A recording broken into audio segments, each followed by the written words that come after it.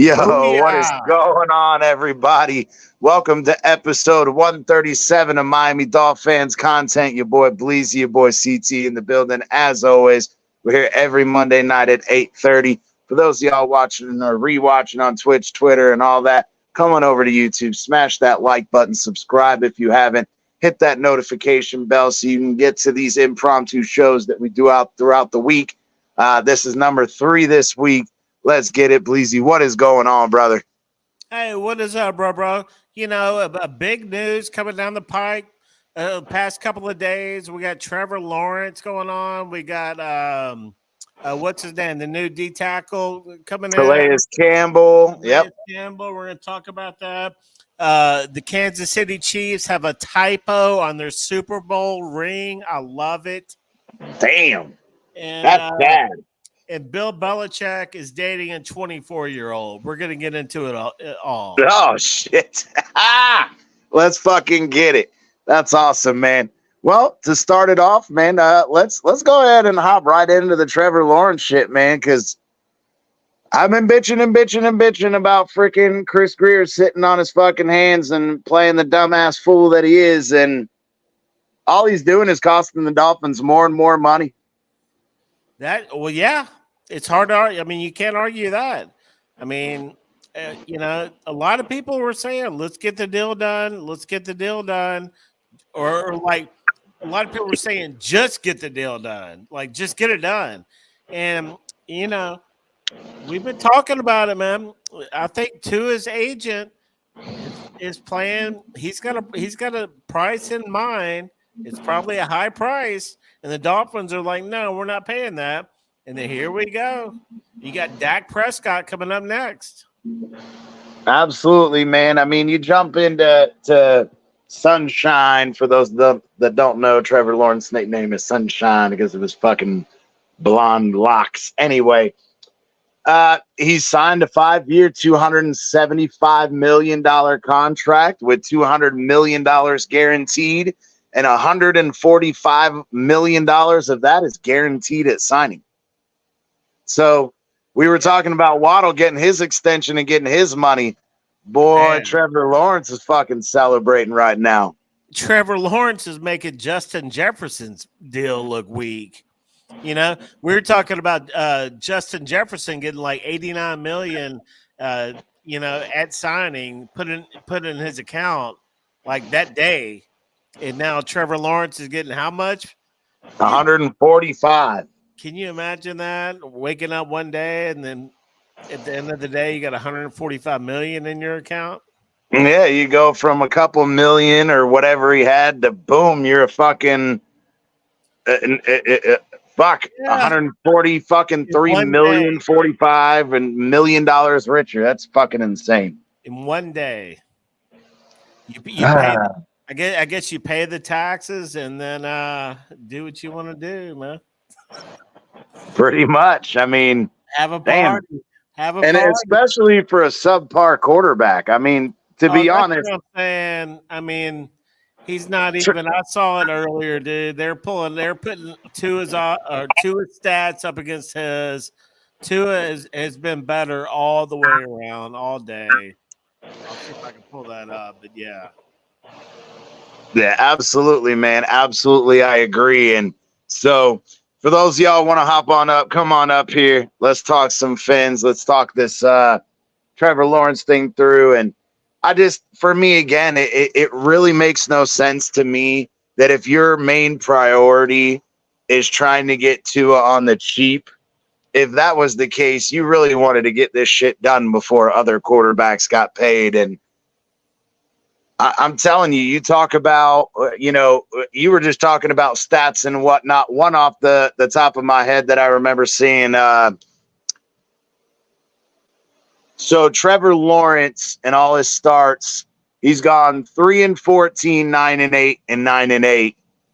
And Tua, in the games he actually starts and finishes, even in those, not the complete team's record, but Tua starts. He was 6-3 with Flores, 7-6 with Flores, and then he was 9-8 with McDaniel and 11-6 with McDaniel. So, Yeah. I mean, it's insane. A lot of people want to talk about the fact that Trevor Lawrence, oh, he won a playoff game. And yeah, he did. After his defense bailed him out when he threw 3 interceptions in the first half. And that's it. Then the next week, they got fucking spanked. They got shellacked the very next week. So it's interesting to me that, again, now it is essentially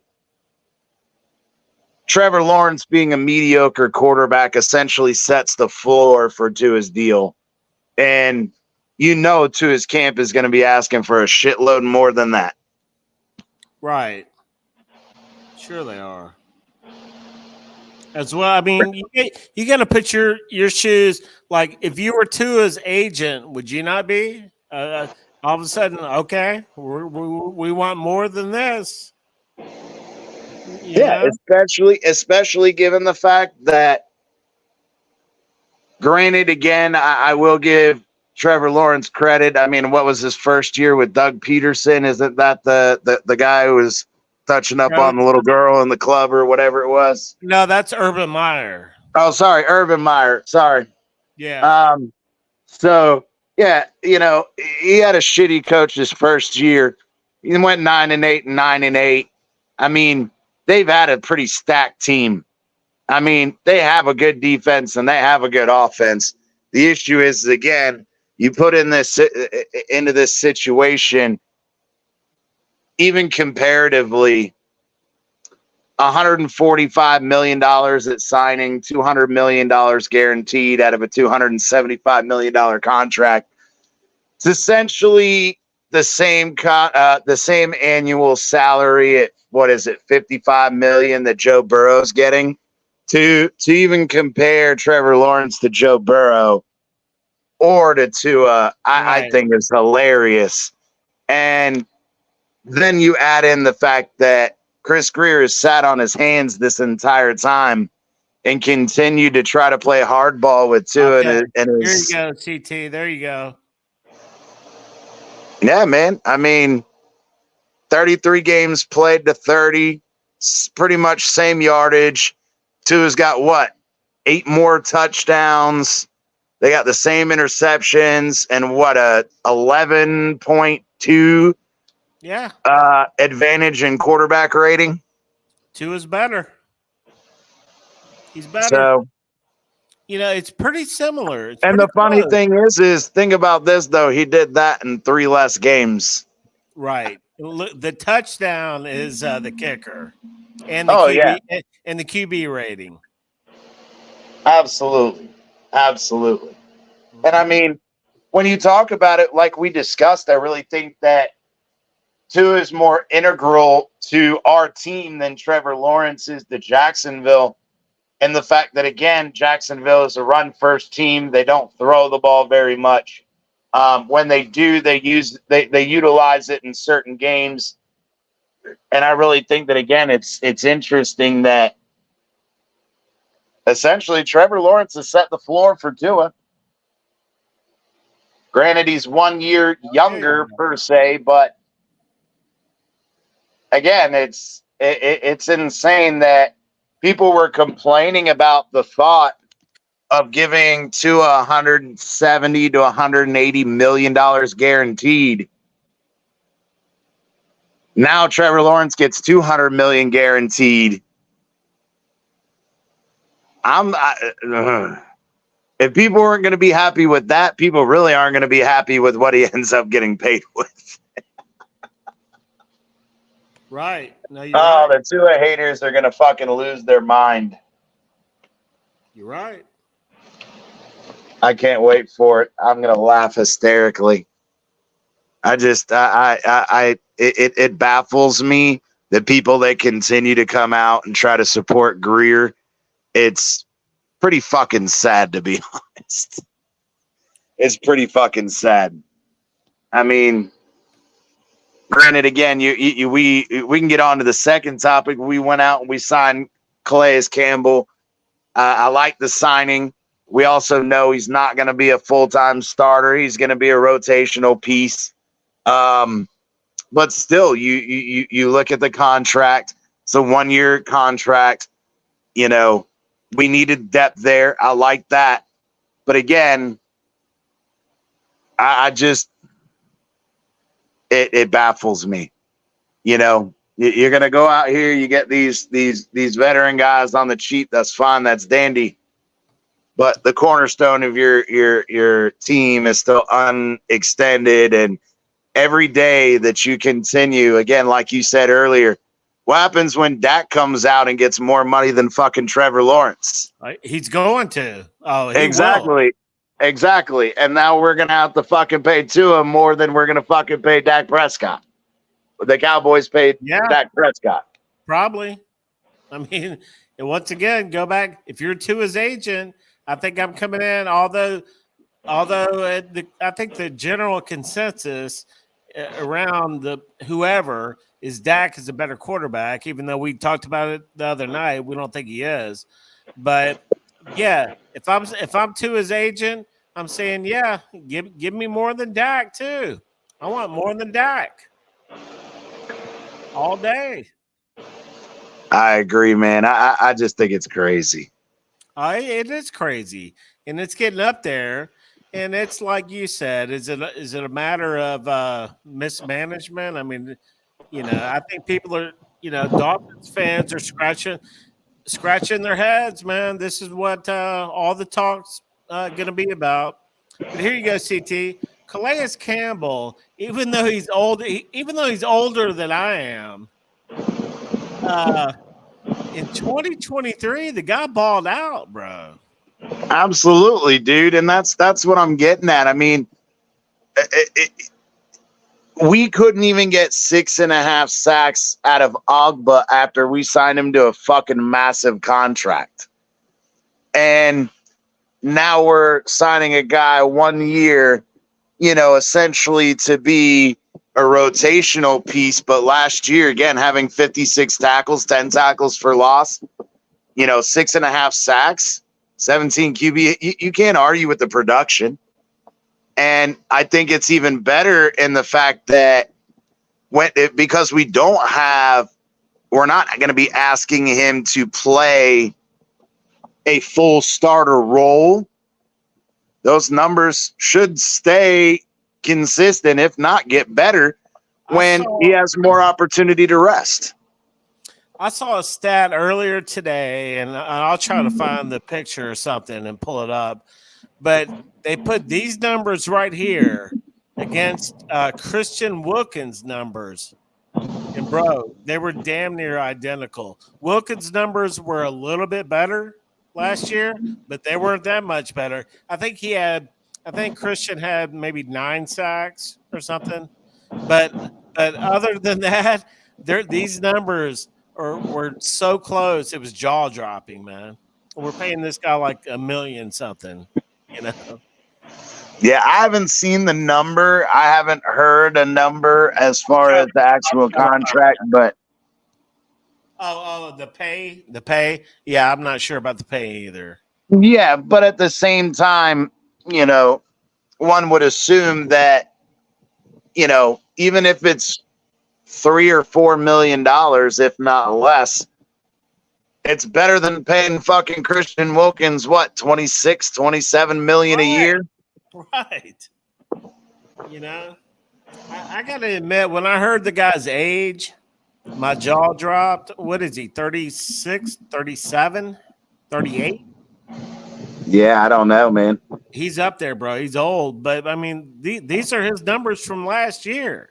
I mean, the guy's got something left in the tank, and he's an old school Baltimore prodigy. He played under Anthony Weaver back in the day. Yep, if you noticed on the thumbnail, I have the picture of him back with the Ravens when he was playing for Anthony Weaver. He probably played with Zach Sealer back in the day. The Steeler played with the Ravens back in the day. Yeah, I'm not sure about that. But even if he did, I mean, hey, even better. I mean, not that after all these years they're going to have, you know, chemistry per se still, but at the same time, familiarity with the player. Can't argue with that. It'd be good for Zach, man, to get a friendly face. I got a feeling they played together. We'll go back and confirm that. But that can fire up Zach, man. Get Calais Campbell and him reunited. I mean, here's our defensive line depth chart right there. Yeah, man. And I mean, I like it. I really do think that having the ability to rotate these three guys out, you're only probably going to have two of them on the field at a time. You got one of these guys to come in. You do have, Deshaun Hand. Other than that, I mean, the rest of them are, look, I mean, I'm all right with Benito Jones. I'm not Yeah, thrilled. It's depth. They're going to be a depth. Yeah. So we don't get. And I mean, to have five guys, come in and play and rotate, I'm happy with that. I'm happy with the interior D-line. Yeah, I would say I am too, man. I mean, I'm still kind of iffy about the cornerbacks or the safety situation. And I'm still iffy about the guard situation, but at least we got the D-line somewhat taken care of. It's more of a we have depth at that D-line position. Like last year, if we would have lost Christian Wilkins, we were screwed. Absolutely. And this year, if we lose really any of these guys, we've got some backups, man. Yeah, I think losing Siler would be a huge hit. That would hurt. But I do think that, again, with the rotation, if they can stay healthy, having those five guys. Now, again, I'm not really familiar with some of the new guys. Right. But same here. I mean, with Deshaun Hand and Benito Jones, you know what you're going to get out of them. They're not superstars, but they can come in and give a player a fucking 2-3 play break. You know what I mean? They can fill in that defensive line. They can go in there and plug it up and maybe do some damage. They're seasoned. Both those guys are seasoned. Yeah, man. So, I mean, hey, I'm excited about that for sure. I do like it. I think that, it's one thing solidified now. Pop-Tart. Don't sleep on them. Oh, yeah. No, I'm not. I was just saying, with him, those three at the top and Deshaun Hand and Benito Jones, I think that's a solid 5-guy rotation. Okay, so CT, is it going to be two of these guys lining up I mean, I know we don't know what Weaver's going to exactly pull out, but are we looking at, what I'm getting at? What's our defensive front going to be looking like? So, but here's the thing is so now, again, we've discussed it. Now, what Baltimore runs and what Weaver is going to run in his own scheme, we don't know. Now, we do know from sources, from reporters that have been to minicamp, been to practice, or, OTAs and whatnot, that they do run a lot of 3 safety sets. However, even in the traditional aspect, if he does run a 4-3, you're probably going to you're still only going to have 2 interior defensive linemen. You're going to have 2 DNs and you maybe have the outside linebackers. But I really see, at least in my opinion, I see them running more of a 3-4. And I do think that they would still use 2 of these guys on the line, knowing that they're going to have the outside linebackers there to blitz and to be a pass rusher. So even in that aspect, say you got, Bradley Chubb or I guess obviously, Chop. Yeah, but the thing is you're going to have whatever, outside linebacker you're going to have there. Then you have Zach Sealer, you have Calais Campbell, and, you could possibly have, a traditional, say, bringing Mo Kamara in on the other edge and then the opposite outside linebacker, more have 3 defensive end / outside linebackers. You don't know if they're going to pass rush. You don't know if they're going to fucking blitz. You don't know if they're going to drop into coverage. We saw Jalen Phillips do that quite a bit last year. We don't really know what Anthony Weaver is going to do. But again, I would say that more often than not, you're going to see 2 of these guys on the line Flanked each out and every play. Flanked out by Chubb, Phillips, Kamara, whoever it is. Yeah. And I really kind of feel like that's kind of going to be the best guess or prediction at this point. Yeah, that makes sense. Yeah. But again, we'll see when it comes to preseason. We'll see once the season starts, We'll see. But I think that on average, you got 1 to 2 D tackles on the field every play. Does that mean, in run situations or whatever, you might not bring in an extra guy or 2? Probably. But, speaking base alignment wise, you should see, I expect or anticipate 2 D linemen, 2 D tackles on every play.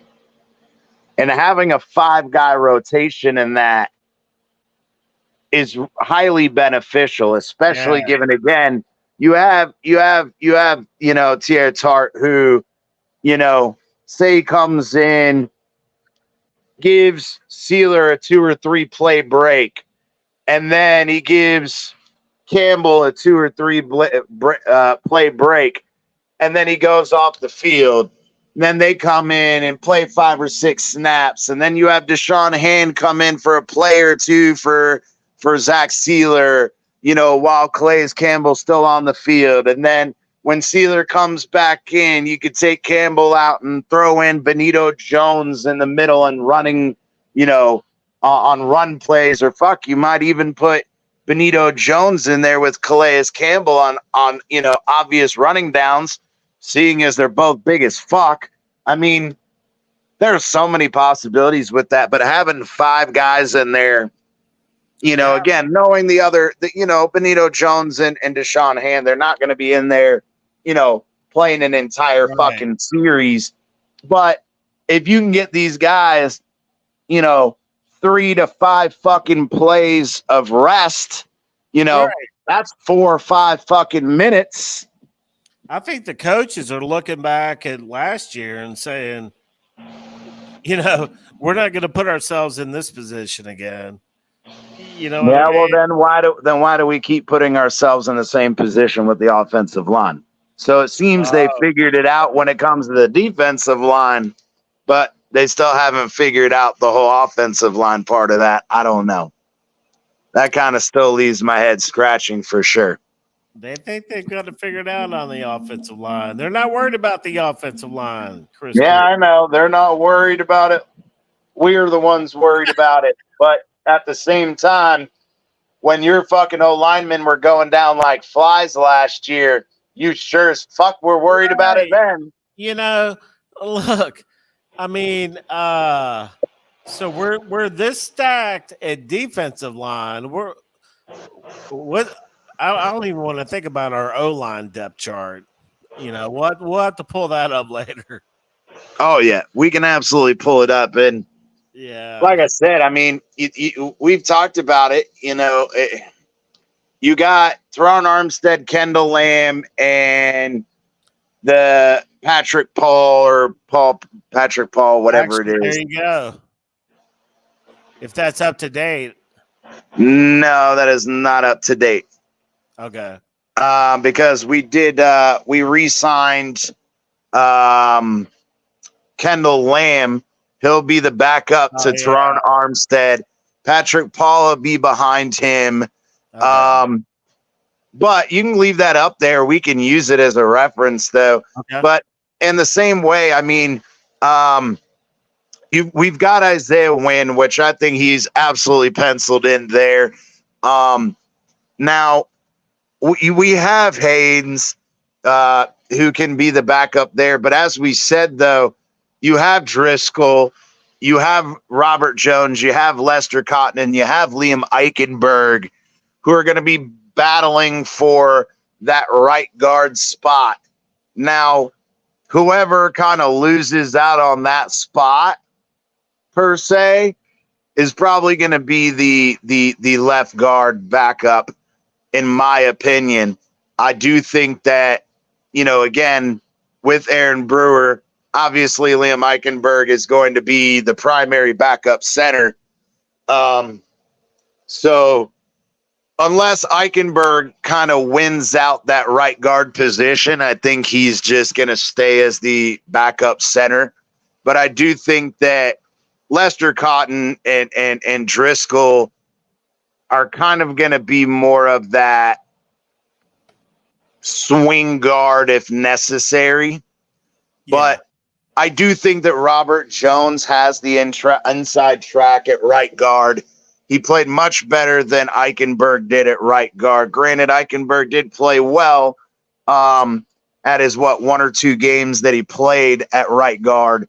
It wasn't a freaking disaster like it was at tackle. So, I mean, or at left guard, mind you. So, again, I really think that, you have Lester Cotton and Driscoll. And obviously, I really think, as much as I don't particularly like it, Keon Smith did not play very well last year when Austin Jackson got hurt. Granted, now the entire line was in shambles. You had Connor Williams injured. You had Robert Hunt injured. Isaiah Witten got injured early in the year. Armstead got injured again. So literally you were missing 4 out of your 5 starters. And then you come out and you get Robert Hunt back for like 1 game. And I think that's the game that Austin Jackson got injured in. Keon Smith came in and he did not play very well. So I don't know, man. I'm still concerned about the guard position. I'm a little bit concerned about the backup right tackle position. But at the end of the day, like we discussed, multiple times on the show, is in all reality, the biggest concern we should have truly is whether or not Patrick Paul is going to be ready to take over at left tackle next year, knowing that this is Armstead and Kendall Lamb's last year for the Dolphins. Right. Yeah, this is this chart right here was pre-draft, I would say. And before we signed Lamb too. But yeah. It's a reference point. Yeah, absolutely. And so, like I said, I really think that we solidified that D-line, but that O-line is still looking not so stable there. No, it's every year, man. We always come out. We're like nobody's going to be able to cover or stop our offense and this and that. And then by week 2, we're bitching about our O-line. Hopefully, that's not the case this year, man. Yeah, I mean, I like the way Isaiah Wynn played before he got injured. Again, the 1 game that we had all offensive linemen, projected starters healthy was the Denver game, and we watched the annihilation that occurred. Oh yeah, yes, we did. No, I mean, I got to roll with the coaches, man. If they think our O-line is straight, then okay, we're straight then. Let's go. Yeah, and I mean, I'm all for letting it play out. The issue is again, just like last year, if injuries become an issue, then fans are going to be calling for Chris Greaves' head again for not being prepared this time around. Yeah. So, I'll be calling for his head too, probably.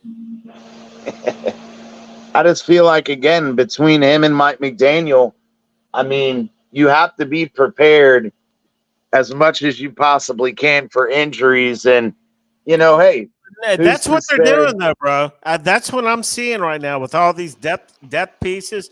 The Calais Campbell is a testimony in itself. We're bringing a 38-year-old D lineman, even though the guy's a beast, and he put up Christian Wilkins like numbers last year. I mean, we're bringing in the depth, man. I like it. I think that's what we needed to do. At the end of the year last year, we were so beat up. We were calling guys off the streets, Oh, yeah. But And go figure, we called Kendall Lamb and freaking Robert Jones off the street 2 years ago to play offensive line. And yet here they are. now they're still here. Right. Now, how in the fuck does that work when you done drafted, how many fucking offensive linemen? And you found 2 guys off the street that were better than the fucking picks you made in the draft? Right. That's not very impressive. I mean, yeah. No, I mean you have a great point there. It seems like we're stacking up our depth on D line, but what about the O line? I mean, I don't know. Maybe we got depth there we don't know about. It's like Lester Cotton, man. He came out of nowhere. Yeah, and Lester Cotton, I mean, don't get me wrong, he was serviceable. Was he, good? No, he was serviceable. I think it was I don't think it was last year, but the year before, it was like one of the last games of the season. They popped up our starting lineup, and they're like, I don't know if it was left or right guard. They're like, and a left guard, Lester Cotton. I was like, okay, never heard of. I was like, okay. That brings out the confidence. Colin in the building. What's up, brother? What's up, fellas? Tuned in from work, man. About to smash a burger. Oh, sweet. Did you make it yourself? Damn right. Let's see it. Let's see the burger. It's still in the bag because I'm just smoking a cigarette on break, but I'll pull it out here in a few minutes. Okay, for sure. There you go. You say, hell yeah, I'm on break. Got to get my Phins talk in. That's right. You know. Hey, what do you think about the fucking screw job that Chris Greer has given the Miami Dolphins, letting Trevor Lawrence get paid buku amounts of money for being a mediocre quarterback, only driving up the price of Tua even more? Yeah, it's crazy, man. $55 million, bro. It's crazy. I think that Tua's definitely going to get that now. Do you think? Yeah, people were bitching about wanting to pay him $180 million guaranteed, and here's fucking Trevor Lawrence getting $200 million guaranteed for being a fucking mediocre quarterback. Hey, Colin, do you think Tua? I mean, it's almost for sure he should and he will make more than that, right? I think it'll be similar, bro. I don't think it should be more. I mean, I think he's better than Lawrence, bro, but I don't think it should be more than $55 million and 270 guaranteed or something like that. That sounds just about the max I'm trying to go. Yeah, because he got 5 years, $275 million, $200 million guaranteed, and $145 million signing bonus. Yeah, that sounds about right for Tua's contract, man. Especially now since they paid that to Trevor, that Tua should get that. What's going to happen is the Cowboys are going to break the bank with Dak, and then they're going to put all the pressure on fucking the Dolphins and Greer to pay Tua, man. This is getting crazy, folks. I'm telling you. But if you could look, Colin, we brought these up, and again, these are their stats the past 2 years, and you add on top of these stats the fact that Trevor Lawrence in the last 3 years went 3-14, 9-8, and 9-8. And over the last 3 years, Tua went 7 and not the team record, but games actually played by Tua. He went 7-8, 9-8, and 11-6. So the fact that, again, with 3 less games played, they have essentially the same yardage, but Tua has 8 more touchdowns. They have the same interceptions, but Tua has a 11 point advantage in QB rating. which is significant, actually, I think. And the touchdowns. That's pretty. That's a key difference. Like if I was to his agent, that's what I'd be pointing my finger at. Absolutely. Now, again, I really think the only advantage that you can give Trevor Lawrence is his durability. The fact that he's played every game in the last 3 years. Okay. So, Point. Mm-hmm. I mean, but Every that's it. Every game. That's a really good point. Actually, when you think about it, but I mean, the fact that they gave Trevor Lawrence that deal, they're all in on him, all in. And so, if we give Tua that type of deal, it's same situation. We're all in. He's our quarterback for like 3 or 4 years, no doubt. Yeah, absolutely. And I mean, I don't really think you can argue with that. I don't think you're going to change it. It is what it is, whether Dolphins fans like it or not. It seems to be directed that way, and some people just need to learn to get the fuck over it, whether good or bad. I think that's why you got to have a good backup, man. You got to have a good backup because if Tua shit, I mean, look at Brock Purdy, dude. Where the fuck did he come from? They never knew what they had in him. They got lucky. You know? And I mean, they also talked about, Brock Purdy's drop off last year versus his rookie year, like Right. it's going to happen. They talk about sophomore slumps. They talk about this. They talk about, QBs hitting the wall at some point. And it really comes down to, again, do you really think that Trevor Lawrence is as good or better than Tua? And that's just asinine to say if you really do. And on top of that, like we talked about, literally he's got 1 playoff win over Tua. That's the other thing we can give him. However, I don't give him that because his defense bailed him out when he threw fucking 3 interceptions in the first half of a game. They ended up winning, but then they turned around and got their ass waxed the very next week. So be it.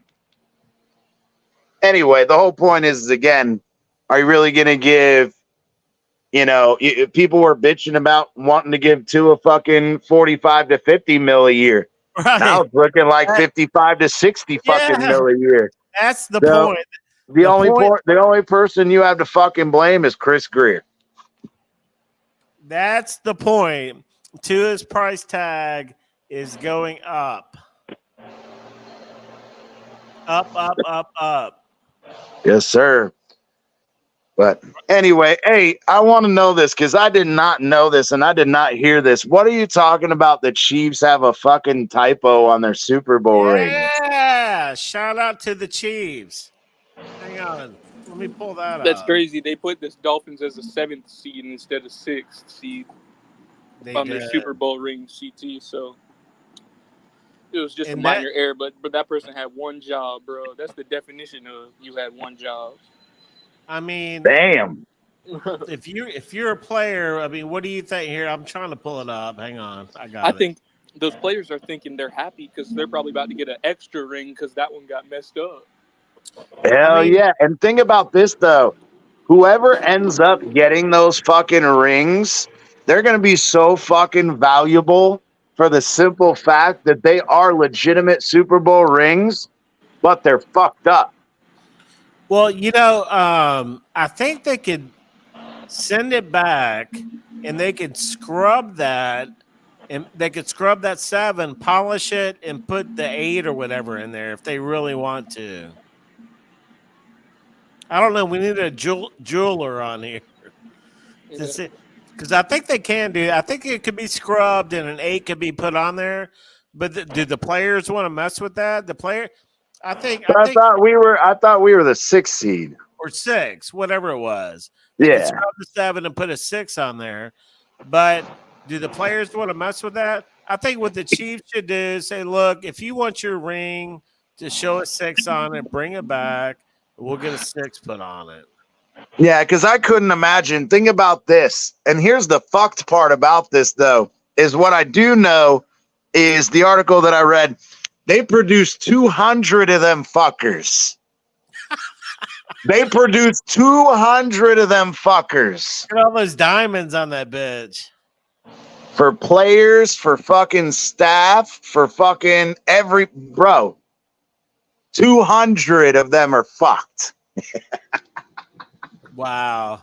Like, You know, how did that happen? Because I mean, dude, like, even the guy before the jeweler starts going and fucking engraving this shit. Exactly. Who's the one that fucking edited this shit and fucking proofed it? Somebody with the Chiefs staff is the one that sent that over, and they had the 7, which should have been a 6. And believe me, that I'm sure that jeweler sent it back and said, "We need you to okay this as the final proof." And they clicked okay, and so that's on the Chiefs, man. That's on the. That's fucking hilarious. Have the Chiefs acknowledged it? Like, have they said anything about it? I don't think they.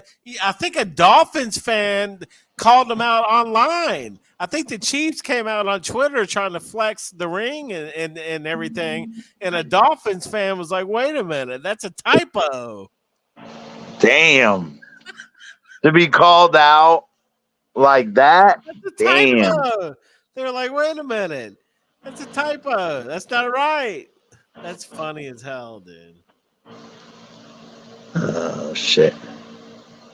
That's insane. Should have been a 6.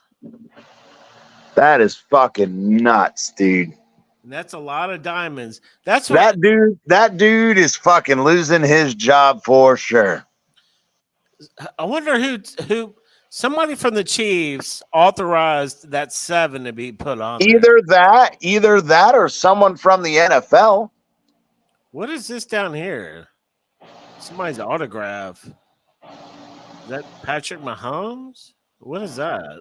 I don't know. I know that on one side, the drawing of the play that they ran is in Andy Reid's handwriting, but I don't know.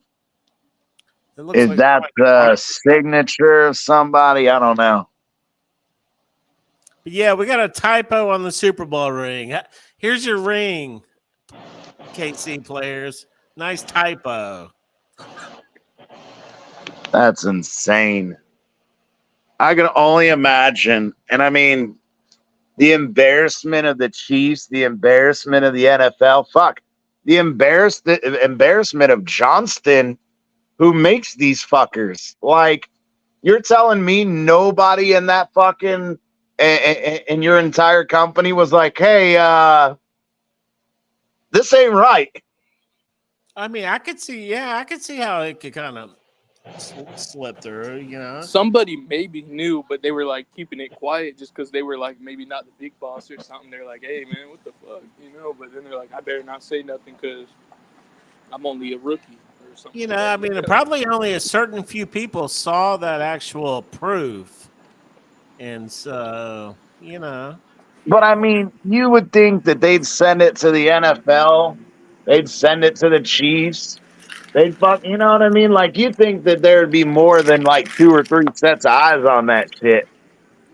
You would think somebody would be on there that knew what they were looking at. Yeah, you're right. That's kind of my point. Is you would think that somebody there, whoever was looking at it, would be knowledgeable enough to spot that. You would think, yes. Shit is pretty busy out here on a Friday night, boys. You got some honeys out there? Nah, not really. It's pretty busy though. Got 1, 2, 3 cars in the drive-through, and it's pretty busy downtown DeLand tonight. They're coming in for that new brisket. They're coming in for that new brisket. Nah, not really. It's not as popular as I thought it would be.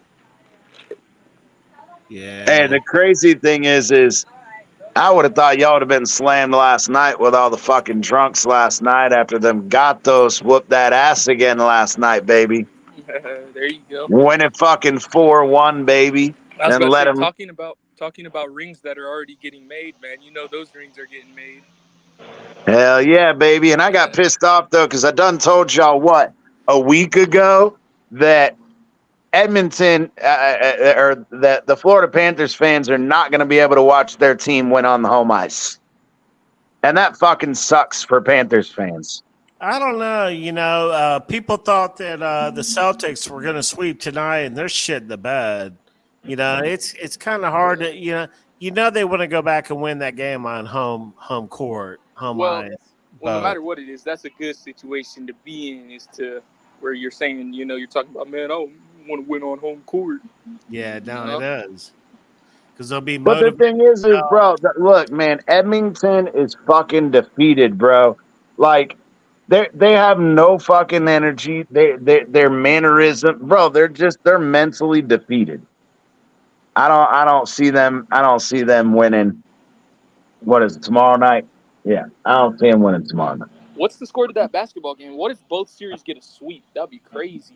Well, now that's what I'm saying. They thought this is not going to be a sweep. Dallas is beating them by almost 30 points, man. Damn. Shit. Yeah, bro. It's a blowout. Well, I can fucking tell you this. The Oilers ain't blowing out the Panthers. I can tell you that for damn sure. Yeah, I agree, man. I think that series is a wrap. They might get them in 5, but that's all, bro. There's no way that series goes 6 games. They'll be lucky if it goes 5, man. I know. Exactly. They'd be lucky as fuck. Hey, Colin, did you hear about this right here? Bill Belichick? No. What does it say, man? He's got a new girlfriend. Bill Belichick's got a new girlfriend, 24-year-old former competitive cheerleader, Jordan Judson. They met on a flight back in 2021, struck up a nice friendship. Belichick, who's 72, and Linda Holliday split, and Bill and Jordan began dating. That's reported by TMZ, by the way. We're not making this up. That is fucking crazy. The fact that her father would be okay with that is fucking disturbing. I don't know if that's her dad or not, but that's her and Bill right there kicking it on a boat. I mean, hey, man, I guess that's all right. 24. That's about your age, isn't it, Colin? Yeah, I'm turning 23 this year, so. So imagine you dating a 71-year-old woman. Yeah, it's a little weird, but at least it's middle 20s, so it's not. I mean, at least it's not like barely 18. Shit. Yeah. Bill with the swagger. Shout out to Bill.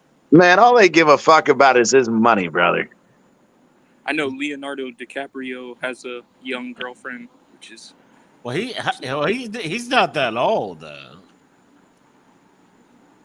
That's true. That's true. Yeah, he's not 71 years old either. Hey, apparently Belichick got game though. I mean, you got to give it to him. That's a pretty solid game. Probably just had to show her the rings. Show her the rings and show her the money. Yeah. He broke out the rings? Probably broke out the rings and broke out his checkbook. He ain't talking about a typo, huh? He said, check out my rings. I ain't got no typos on mine. He said, peep these rings, no typos. Oh, shit. That still cracks me up, dude. Like, I just cannot imagine that. A typo on your Super Bowl? It is crazy. Man, I love it when y'all go live on Friday nights, man. It's nothing like the vibe. I mean, even though I'm at work, still the vibe on Friday is nice, especially for a show. Hell yeah. No, yeah, especially going into Father's Day weekend. You know, we're probably not going to do it. I don't know. We may end up doing a short show tomorrow. I don't know. But just to come on, give you guys some talk. We want to talk Clay's Campbell. We want to talk the Trevor Lawrence thing. And obviously the typo had to be talked about. And then, apparently TMZ is fucking stalking Bill Belichick and his 24-year-old girlfriend. So gotta love it. I mean, hey, TMZ is all over his shit. They caught him leaving that girl's house at like 3 o'clock in the morning and shit. Now they got this fucking, now they got this girlfriend. I'm like, damn, like, why are they so interested in Bill Belichick's love life? Right. Back off the guy, right? Let him roll. Yeah, like, dude, like, now if he was doing something he shouldn't be, that's one thing, but 72 and 24, huh? Hey, another thing. How about the what's going on? Back it up. Buccaneers fans are getting mad at Tom Brady because he said he's forever a Patriot, man. I was like, y'all should just be happy he got y'all that ring, But what's up? Back it up. I listen to a lot of Buccaneers stuff just because I listen to the Rays radio network. They talk Buccaneers a lot, man, and they're pretty pissed off that Tom Brady didn't really mention the Buccaneers whenever he was talking at that. Are they really? Yeah, man. He didn't give them any props? Nah, and they're not happy about it. Well, I mean, everybody's going to be not happy about it because he's about the. What is he trying to buy? Part of the Raiders?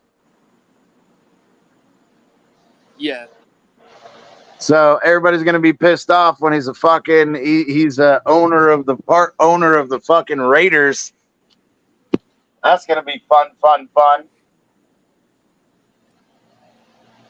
Kind of interested though of why he would choose the Raiders per se.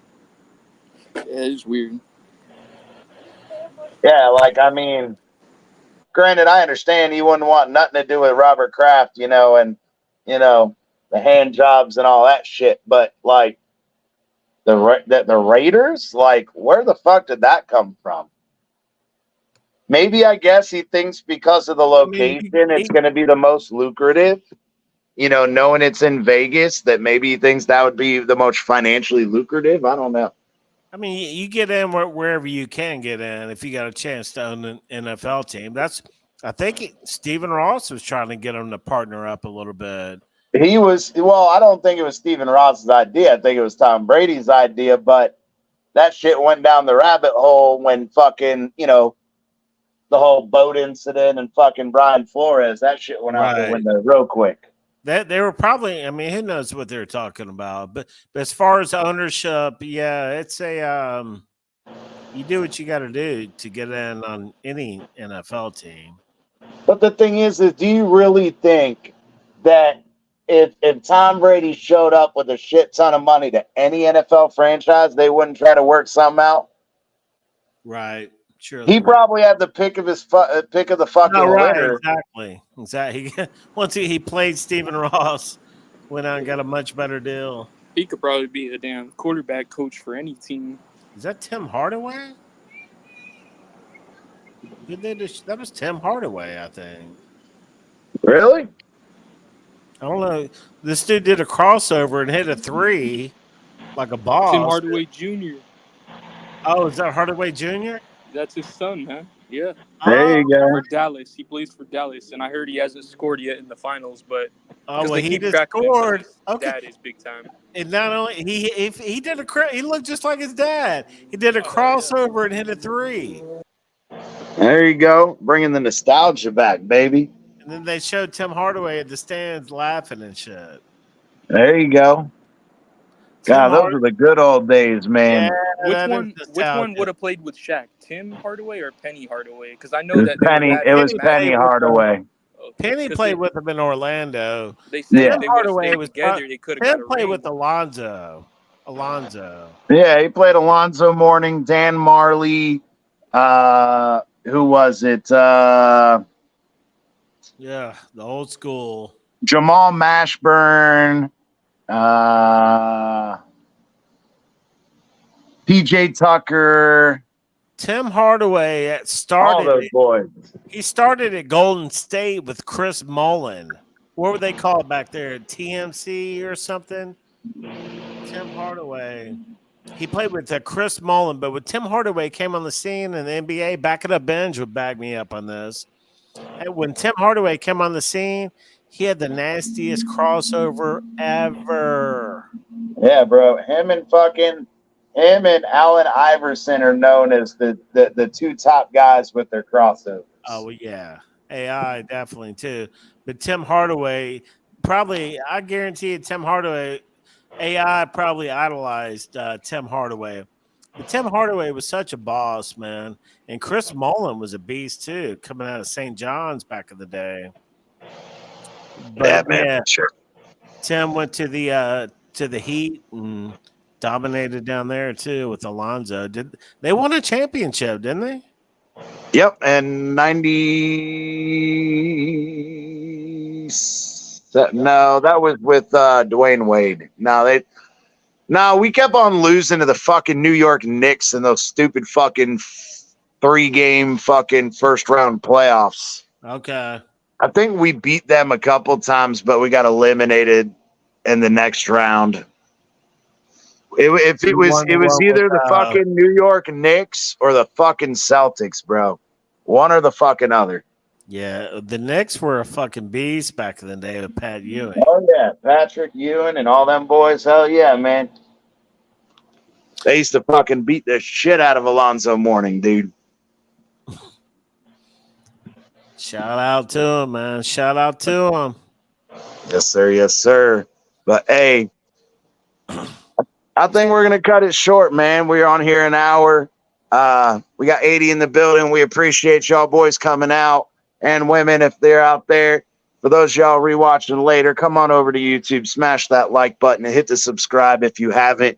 Hit that notification bell. We're here every Monday night at 8:30 sharp. We do impromptu shows throughout the week like tonight. That's why it's important to hit that notification bell. Kyle, you want to give final thoughts, brother? Yeah, sure, bro. Hey, man, I was happy to hop on during break and, enjoy the last 30 minutes of this show, man. And, shit, there's not much better than hanging out on a Friday night. Hey, Colin. Hey, what do you think about this?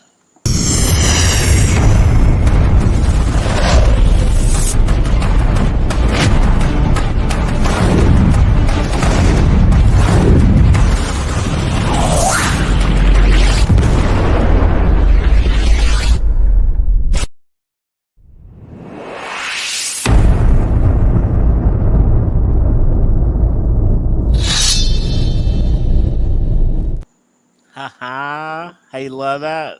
Hell yeah, it's fire, bro. We got that aqua and orange in there on the backside. Yes, sir. Yes, sir. But no, it's a good quick show, man. We really wanted to come on, just say what's up. You know, it's an interesting twist. We didn't even talk about that safety, but we're building our team right now, and we talked about Marcus May on Thursday's show. Yeah, we did. Yeah.